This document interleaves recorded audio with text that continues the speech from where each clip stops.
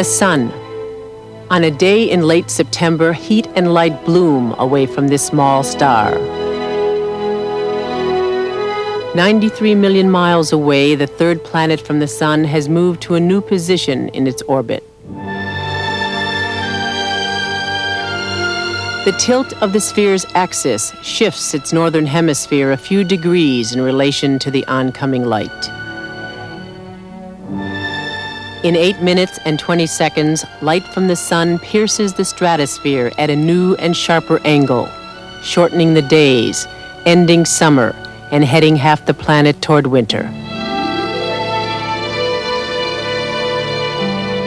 But for 12 weeks, the seasons pause, floating in a yellow and orange time, a time we call autumn.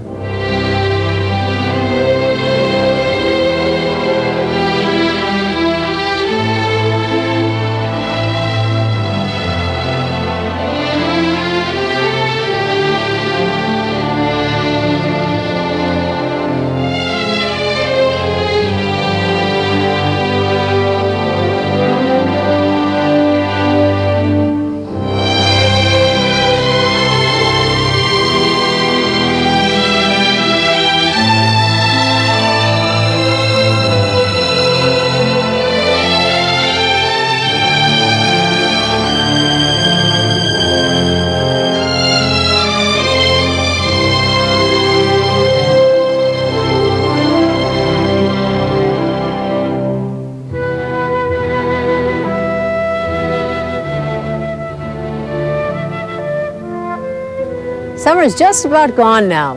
It's been a wet September so far. Autumn is already with us.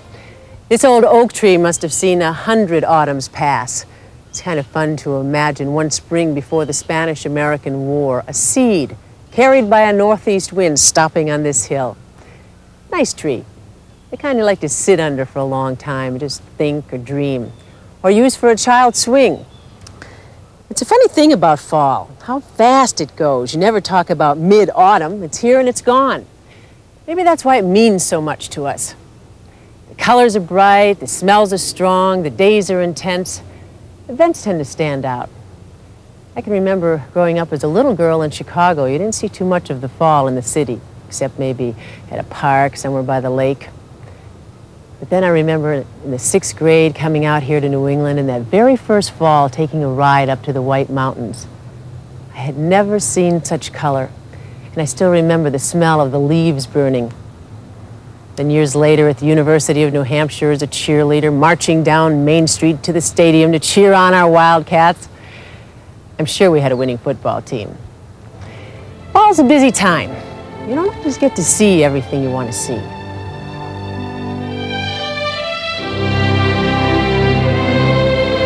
For each of us, autumn is a series of quickly disappearing images. Autumn comes to us in pieces of memory. A familiar tree blazing red near the road home. A football descending suddenly from the late afternoon darkness 25 years ago. The year's first wood fire, bringing a nearly forgotten smell to the house. Corduroy, the smell of wool.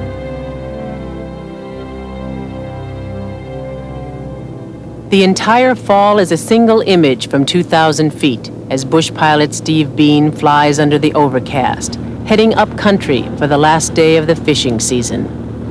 Fishing season closes September 30th, so there'll just be a few leaf lookers after that, and then it'll quiet right down to almost a complete standstill until probably ski season starts. A little bit of hunting during hunting season. There is a wildness to the autumn in Maine. The mountains of western and northern Maine see fall as a quick and abrupt change. Aspens blazing yellow among the evergreens, a few ailing maples flaming red in the first days. A small float plane dives toward a mountain lake near the Kennebec. Suddenly a cloud of baby salmon streams from the red tanks. They are seeding the lakes with next year's fish.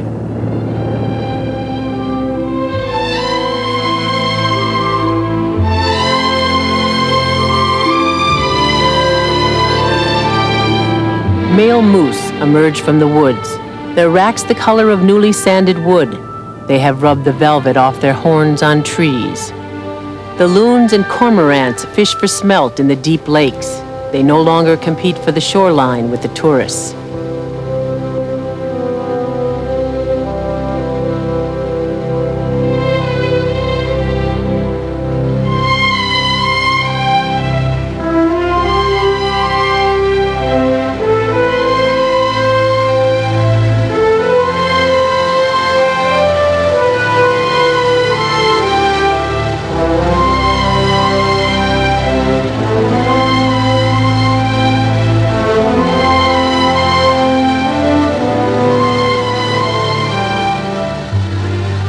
In the deep forest, leaves are already falling, beginning the loamy mulch that will form topsoil.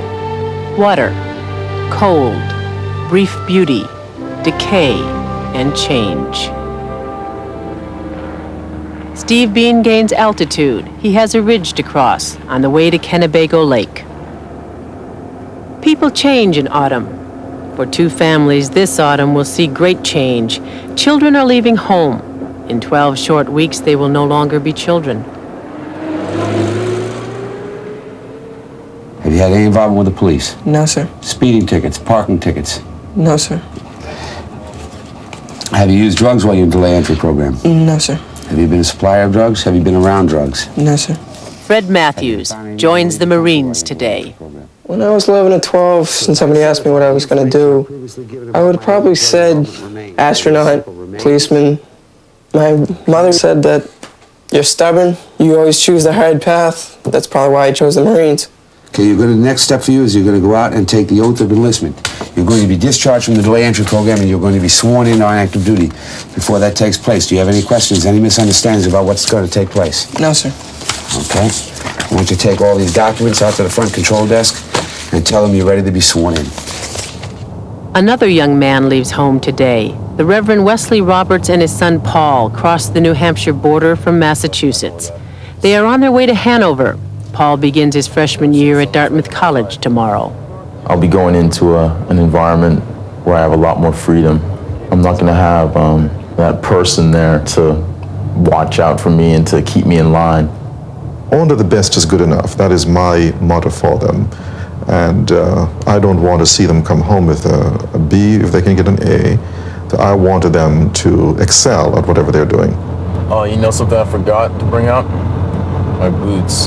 I, William Frederick Matthews, I, William Frederick Matthews, do solemnly swear do solemnly swear that I will support. How will he cope down there at boot camp with the drill instructors? You hear things that go on at boot camp and you kind of wonder. Of the United States. I will obey the orders of the President of the United I States. believe there's lack of confidence there. And he's trying to prove something to himself. So help me God. I think most kids do that. Congratulations there, Private Matthews. Thank you, sir. Hi, I'm Chris. I'm the undergraduate advisor. Oh, right. Hi. How you doing? Nice to meet you. Paul, is that Yeah, right? Paul, right. Okay, well, we have a whole bunch of stuff planned for you guys, a lot of social events and everything. I go over stuff like, some of the do's and don'ts of, like alcohol policy, Right. Honor principle. So if you need anything, I'm in 108, which is just down the hall on the right. Okay.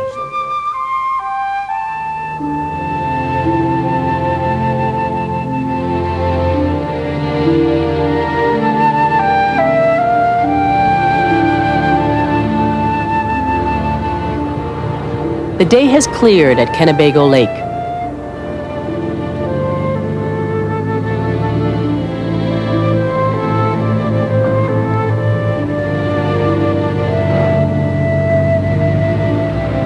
Skeet Davenport has been a guide on the Kennebago River for over 35 years.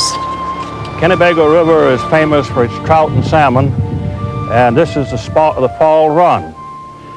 What the fish do in late September or mid-September is run up the river with the idea of spawning. Once they've got up here, they're more interested in the spawning act than they are in the actual feeding. But from time to time, if you're lucky, where you do get an occasional fish.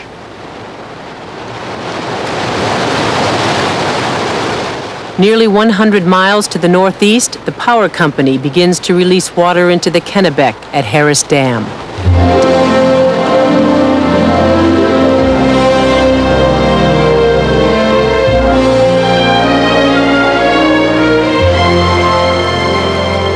at this time of year, the water level is a little bit lower than in the actual summer months. The water itself is a little cooler. The air is definitely cooler, and it makes for a different feeling on the river.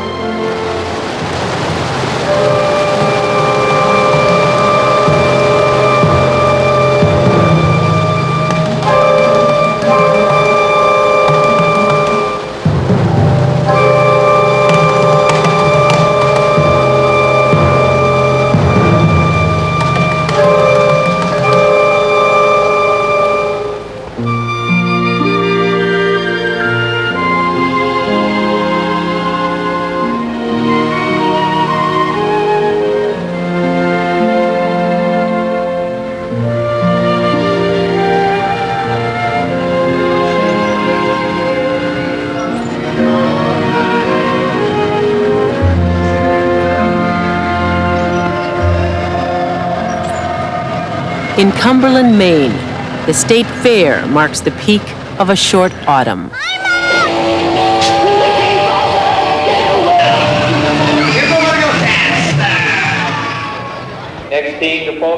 Jason Patton begins his try for a second-place ribbon in the middleweight oxen pole competition.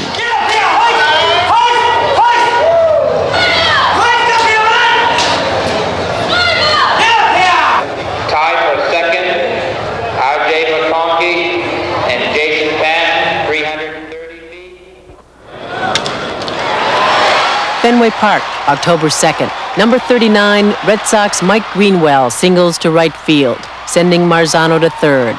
The Sox will go on to beat Milwaukee 3-2 in this last night game of their season.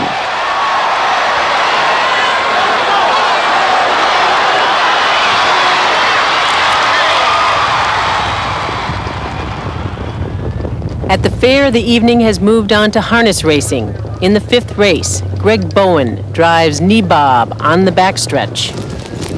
Watch it, watch it, watch it, watch it! I don't know how we got around that.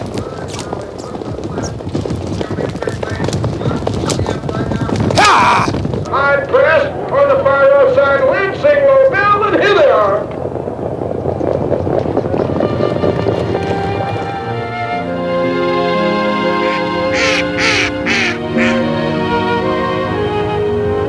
Autumn light lingers at higher altitudes.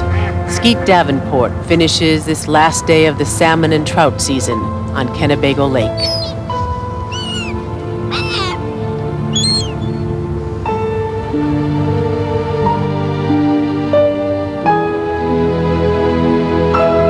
Steve Bean Cessna runs out into the darkness, heading home. The loons are quiet now. The autumn moves south.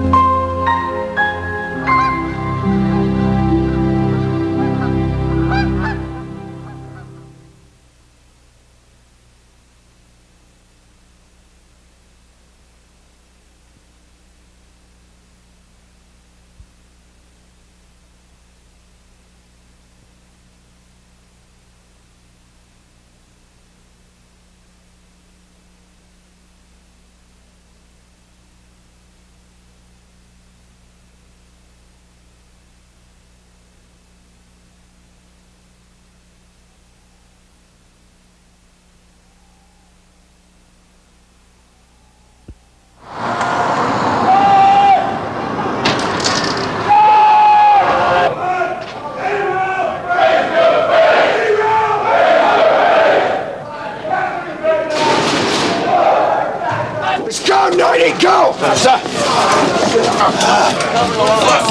Good, point your toes. Slightly good. Good. The fall arrives unnoticed in the Carolinas. Fred Matthews is in his fourth week at boot camp. You put your little pack down with your names towards your body, your weapon on top, with your helmet directly underneath the doggone handguard of your weapon. You understand that? Sir! Ready! Move! Hey, take all day! Dear Mom, got your letter. Glad to hear you're fine. I'm still alive. Our first day, we got the fashionable haircuts of a lifetime. We started drill and did awesome. The platoon above us has had to have our platoon demonstrate. I miss him. Because now you look in his room. I mean, there's no dirty socks here. There's nothing stuffed under the bed. The bed is made. He's not there. It's empty. And there's an emptiness. It's his first time away from home. He went away from me, a little skinny teenager. He's gonna come back with some meat on his bones, good-sized man.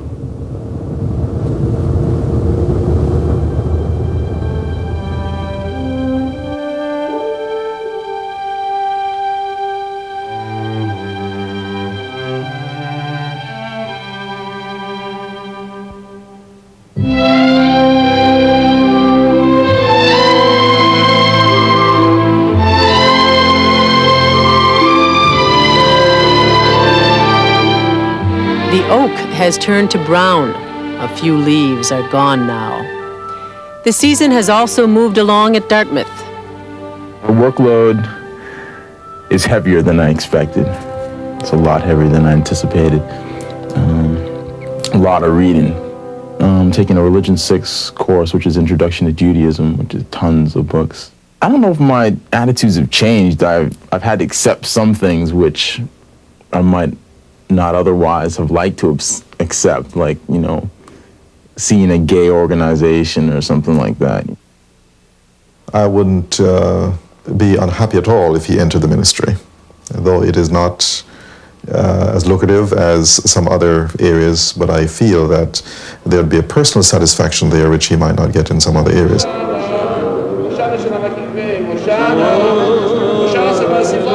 There are the ancient rituals of autumn.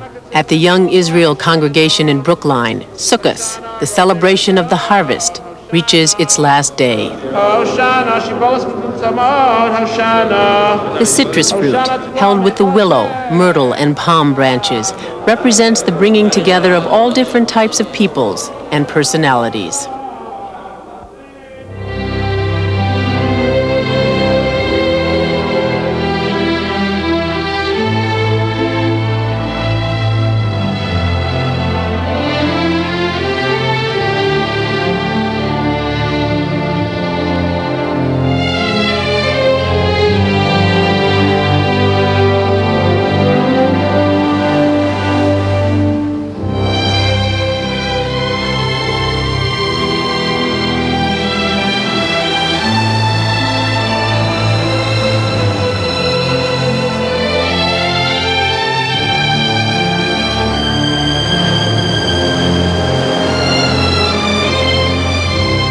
Cisco Beach, Nantucket Island.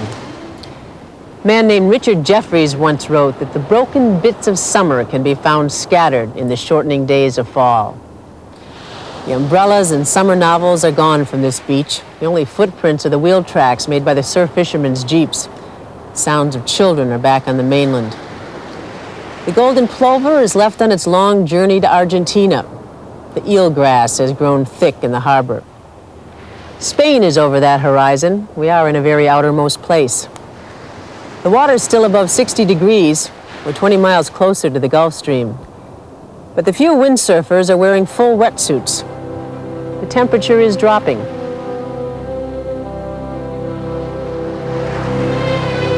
As the ocean cools, the great fish migrations begin. This autumn marks the return of the striped bass. The bass, driven nearly to the edge of extinction in the last decade, are back, in ever-increasing numbers. The schools of bass head down past Martha's Vineyard, pausing at the edge of Buzzards Bay to feed, preparing for their trip down the coast to the Chesapeake. George Isabel is a professional saltwater fishing guide, taking a day for himself fishing off Sow and Pig's Reef near Cuttyhunk Island. These stripers basically are all Chesapeake Bay fish. And right now they're feeding heavily and working their way back to the spawning grounds to winter over. In the springtime we'll see them again, in June. Oh, there's a fish! Okay. I think this is a striper. Just by the way, just the way he hit so solid and started to run line off right away, I'd say it's a striper or a larger bluefish.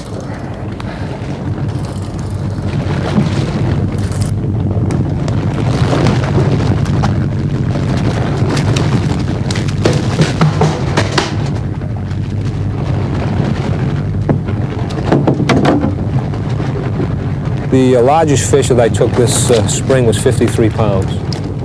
I also had another fish 50 pounds, and I've had other fish, of course, on that I never really got to see, but I'm sure they were quite large. A lot of 40-pound fish, 30-pound fish. Just a spectacular year in the striped bass fishing, all in all. Especially this fresh. This baby was swimming about an hour ago. Bluefish, cutty hunk style, drenched in mayonnaise, seasoned with garlic and lemon, and broiled in milk. The cook's name is Gus. I catch them, you cook them. I might want to marry you, Gus. You know what I mean?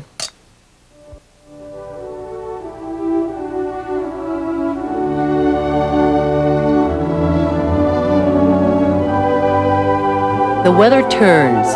There is frost in the morning. The natural forces of autumn gather strength.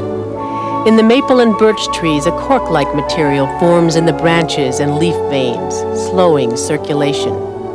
With the shorter days and reduced light, photosynthesis slows down. Green chlorophyll in the leaf lessens, revealing the true colors of each leaf.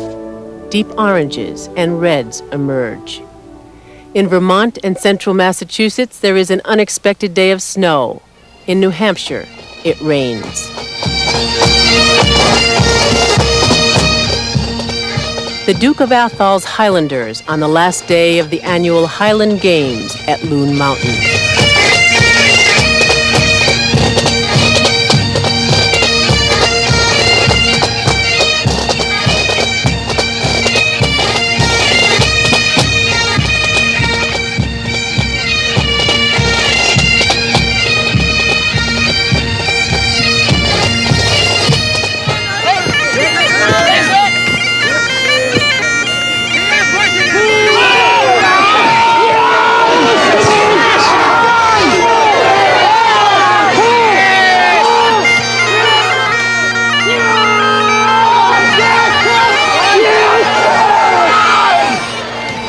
There's the reward.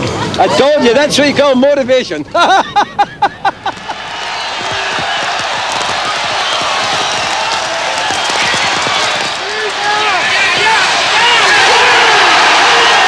rain fell on another game this fall.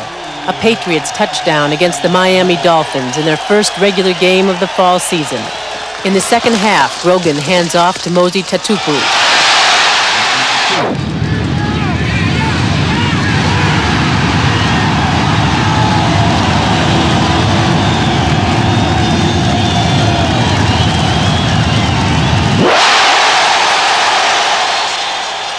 Patriots would go on to win this game, 28-21. A week later, the NFL players went out on strike.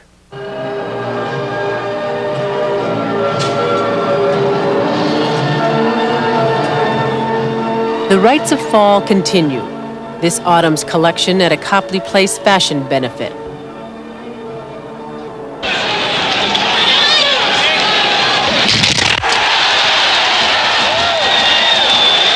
The Bruins in their season opener against the Washington Capitals. The Bruins will win this game 4-3. The Celtics are still in their exhibition schedule.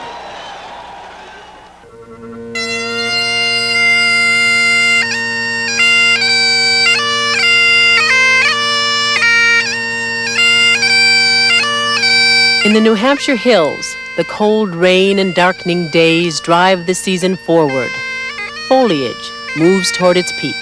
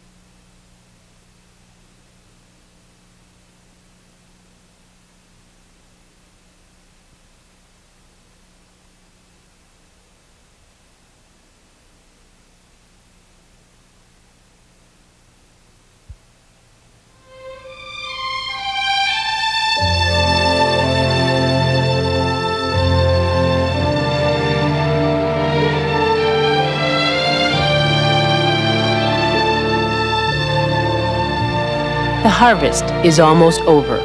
In the New Hampshire fields, cultivators turn the soil.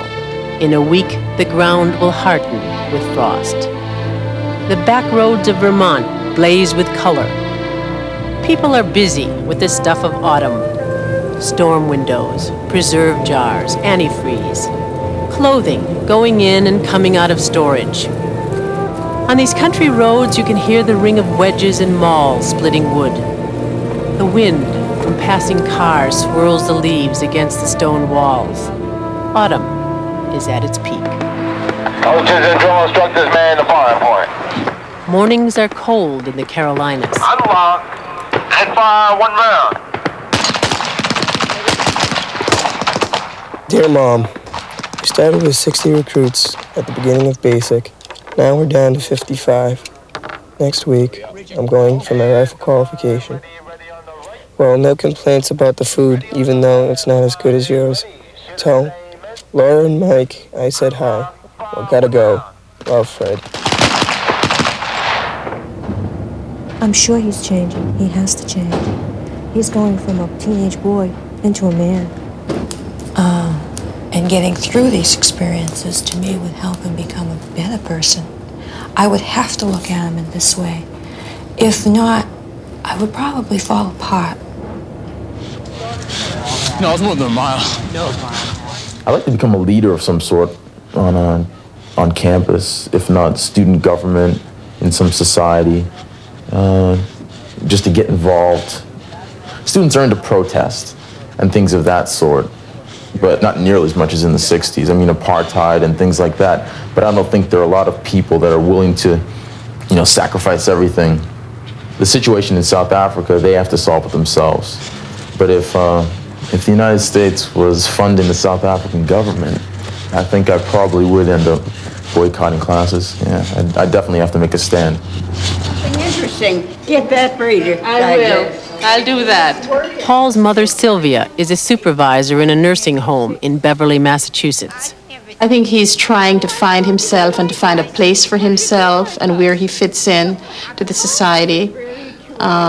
It's not always easy for a black young man. I know that he's old enough to take care of himself, but still, when you're the mother, I don't think your child is ever too old. You're still concerned.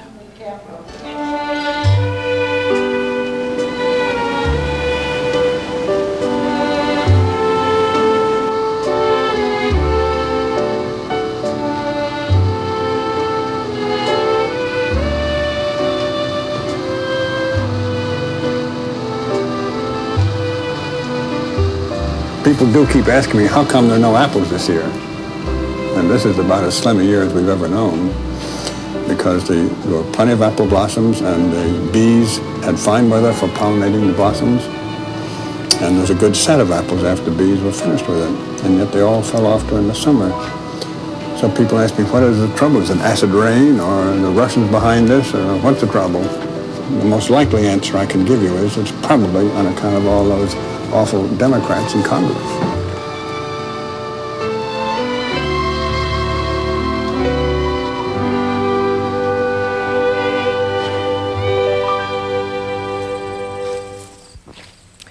Mid-October.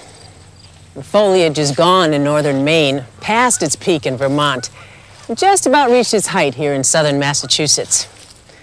Out in the world, there's fighting in the Persian Gulf. In Texas, they're desperately trying to save a little girl who fell down a well shaft. The NFL strike, which has made for some dull Sunday afternoons for football fans, was called off last night. Sort of. And there's a presidential campaign cooking as this administration reaches the autumn of its years. All of that seems very far over the horizon from this particular little patch of woods, but there's a lot going on here, too. The bird migration is in full flight. Traveling geese fill the lakes and ponds each evening. A blue heron cruises the onshore breeze at a salt marsh near Ipswich. Seed pods are also in the wind. Swans stake out their territory on Nantucket's Hummock Pond. Near Plymouth, the cranberry harvest moves toward its peak. Thanksgiving is just a month away.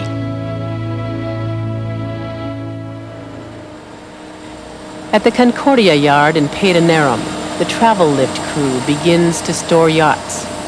And just outside the breakwater, the crew of the yawl Malay takes her for a last sail of the season. Okay. Ready about? Hardly. Hardly.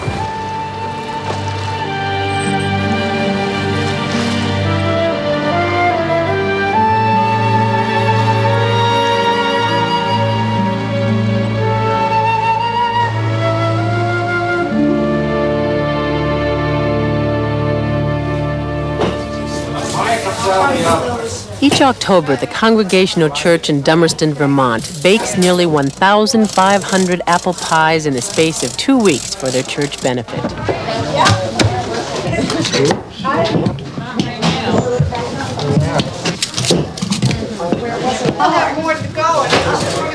A few years ago, we had a couple from New Jersey, and I told the gal the price of the pie. She says, $5? I says, yes, $5. She says, my goodness. And her husband says, why in the world would you gripe about $5? I've already spent $200 just to get here. Right, the most expensive pie ever made.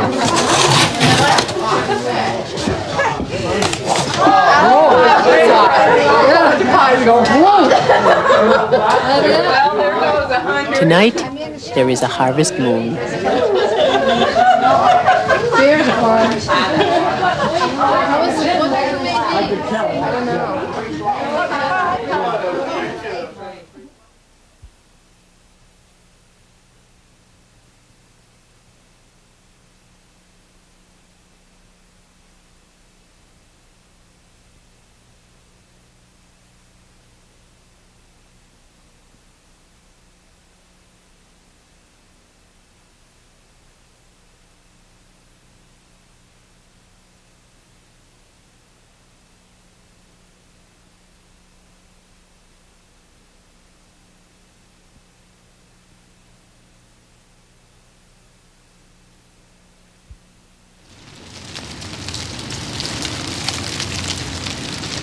My definition of succeeding in society would be making enough money to be comfortable, being self-sufficient, I'd say most of all. Would be because I don't really want to be too well off, because I can see myself being very materialistic if I had too much money.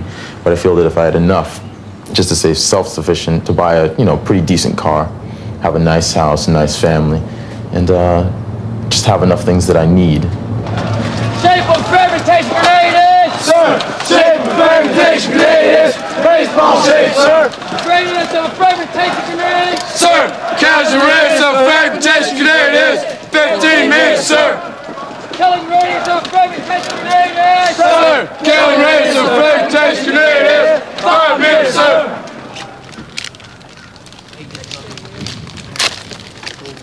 You got about 30 more seconds. If you got anything in your hand, you better jam it in your face.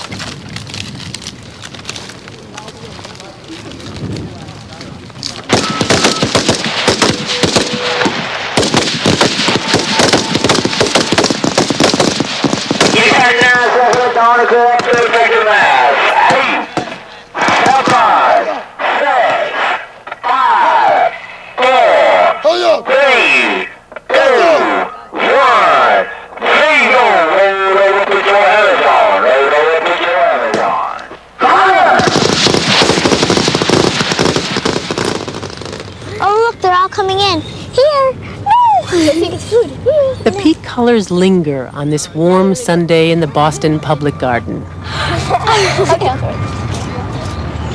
That one went far.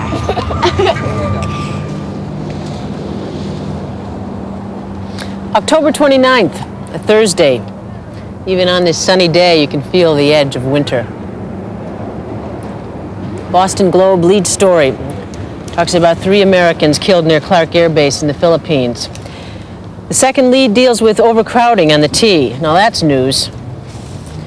The Herald plays a guessing game about who President Reagan will send to Congress as his next nominee for the U.S. Supreme Court after Robert Bork's nomination was blown out of the Senate last week. Mayor Flynn is still trying to integrate housing in Southie.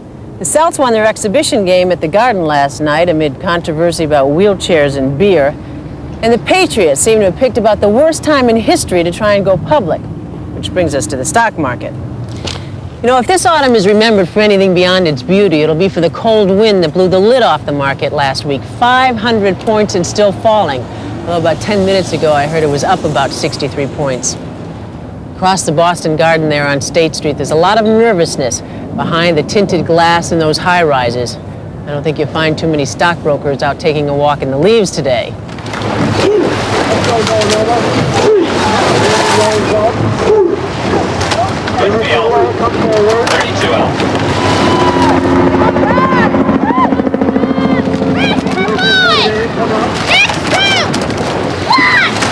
Eight-oared college sculls pull past MIT as they reach the starting buoys in the head of the Charles Regatta.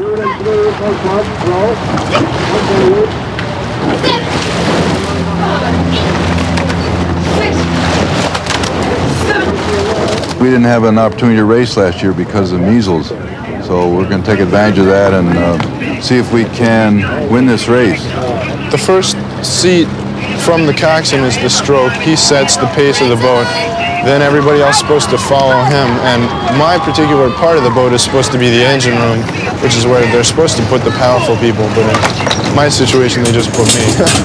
I think we could be one of the first British eights to actually come across and race over here. We came over last Saturday. We've been sort of training since Monday, down at MIT twice a day. We've had a few problems, right? We sank under the bridge on Thursday.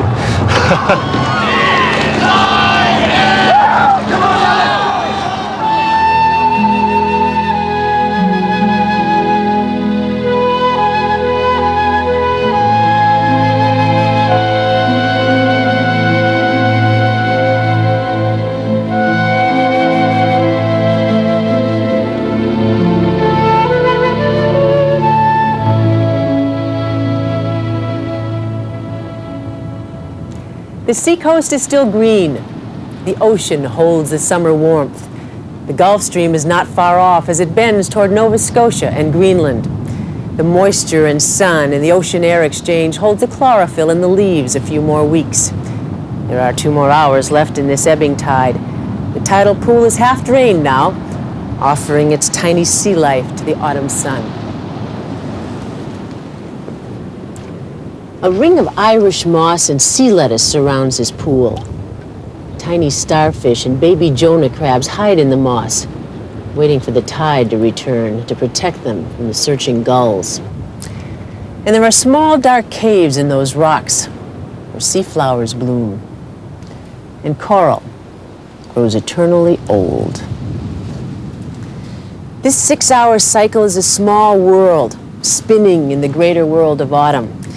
A cycle measured in hours and a season measured in days.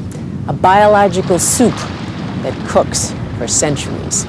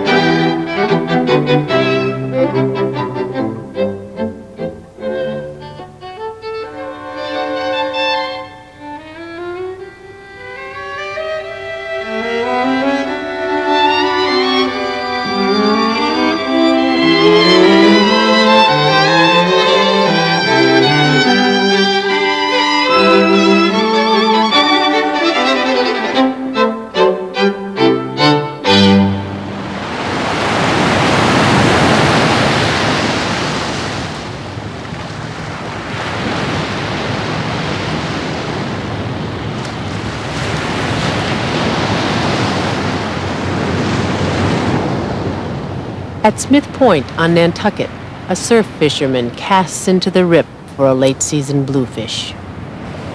It's 4:30. Over on Tuckernuck Island, the birds that are left are feeding on the rising tide. They'll be staying for the winter. There are only a few golden days left. Autumn is failing, and there's an edge to each day now.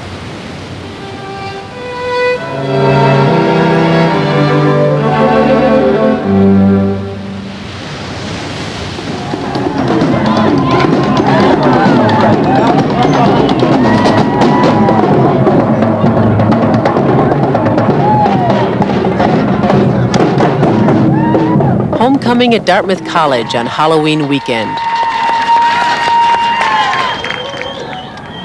For me, Dartmouth Spirit is a unifying force that helps us to overcome obstacles.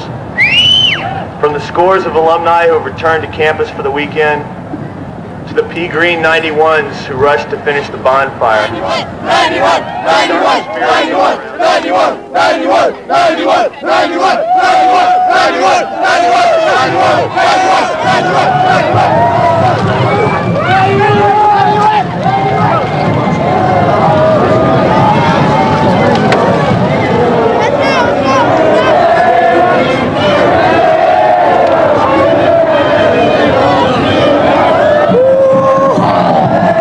Tomorrow, Dartmouth plays Yale.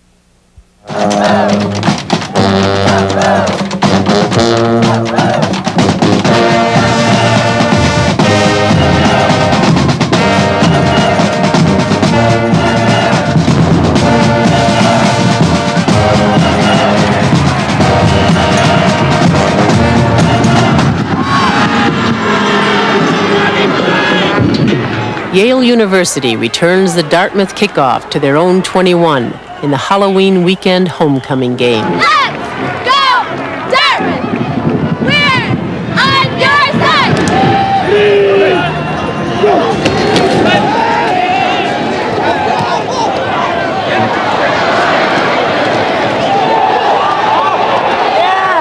Yale will defeat Dartmouth and then go on to lose the Ivy League championship game to Harvard. On the coast, the types of fishing boats change with the season. Lobstermen in Maine bring their inshore traps aboard for the winter. On Nantucket, small bay boats set out into the harbor on the first day of the scallop season. Go!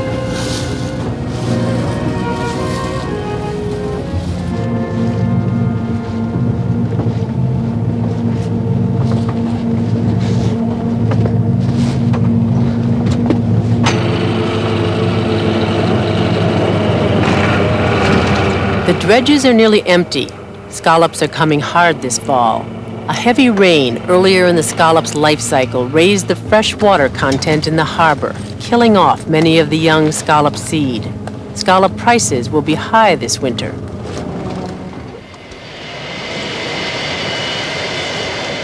Thanksgiving is a few days away. Marine Private Fred Matthews comes home. Paul Roberts also comes home.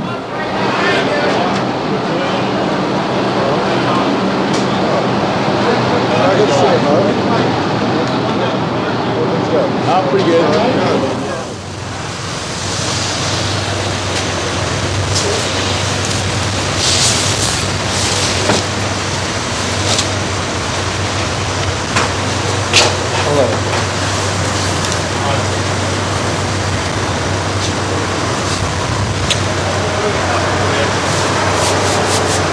It's beautiful.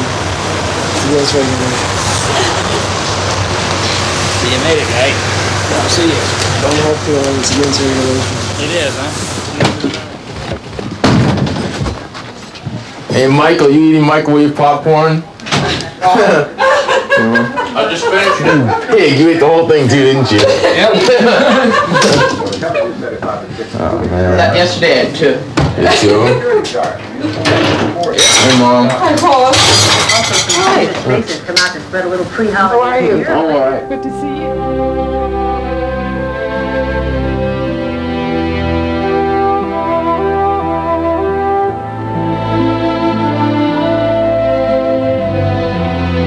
The color is gone from the white mountains.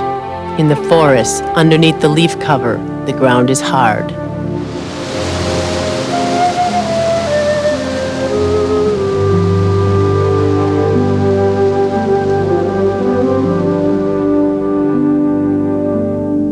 These are the gray days as autumn reaches toward winter.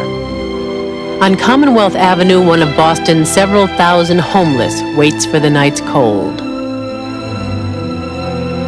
It is Thanksgiving. Let us pray. Our Father, we thank you for the privilege of celebrating another Thanksgiving Day. We rejoice that you have brought us safely to this point. You have given us health and strength. You have given us daily food and all the things that we need.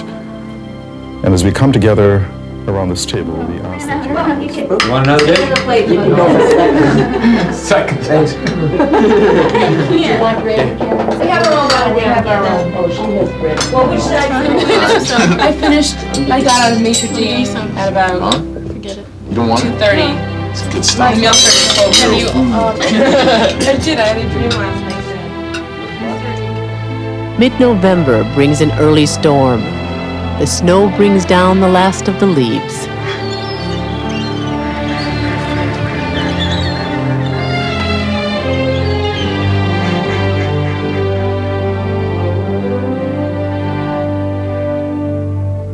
The final flights of migrating birds hurry south in the failing light.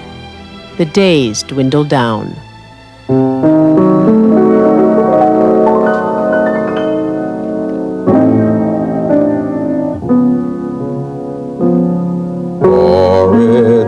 A long, long while from May to December, and the days grow short when you reach September, and the autumn weather turns the leaves to flame. One hasn't got time for the waiting game. Oh, the days dwindle down to a precious few. September, November, and these few precious days I'll spend with you. These precious days I'll spend with you.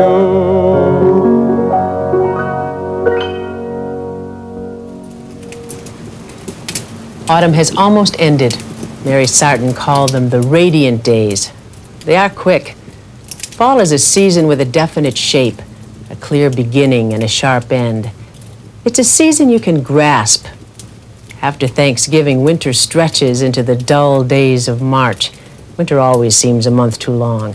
But the days don't blur in autumn. They stand out as single events. You can store them up and use them in winter. Until next year.